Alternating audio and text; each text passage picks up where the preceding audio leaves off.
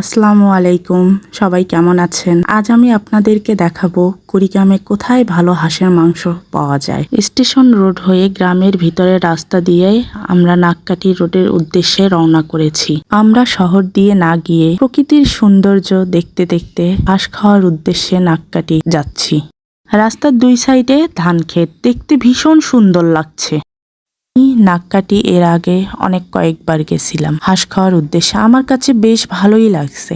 আজকে যখন বোন বলল যে চলো নাককাটি যাই হাঁস খাওয়ার জন্য, ওর কথা শুনে আর কিছু না ভেবে আমরা গেলাম নাককাটির উদ্দেশ্যে হাঁস খাওয়ার জন্য। পথে যেতে একটি বাড়ি দেখলাম, বাড়িটা আমার কাছে বেশ ভালোই লাগলো। বাড়িটার সামনে একটি বাগান বিলাসের গাছ, আমার কাছে খুব ভালো লাগলো।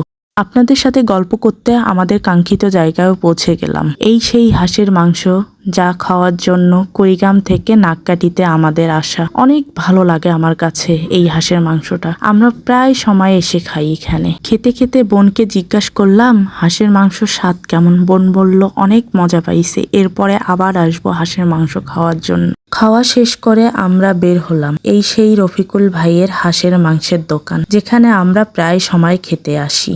খাওয়া শেষ করে আমরা কুড়িগ্রামের উদ্দেশ্যে রওনা দিলাম। প্রকৃতির সৌন্দর্য দেখতে দেখতে যাচ্ছি, বেশ ভালোই লাগছে। রাস্তার দুই সাইডে সুন্দর বিল, যা দেখতে ভালোই লাগছে। মন ভালো করার মতন একটা জায়গা, খুব ভালো লাগছে আমার। রাস্তা দিয়ে যেতে সুন্দর একটা ব্রিজ পড়লো। ব্রিজের নিচে দেখলাম সুন্দর পানির স্রোত যাচ্ছে, দেখতে বেশ ভালোই লাগছে। ভালো করে দেখার জন্য রিক্সাওয়ালা ভাইয়াকে বললাম একটু দাঁড়ান, আমরা একটু ভালো করে জিনিসটা দেখ। ভালো করে দেখতে গিয়ে ভাবলাম যে এটা সুইচ গেটের মতো লাগছে।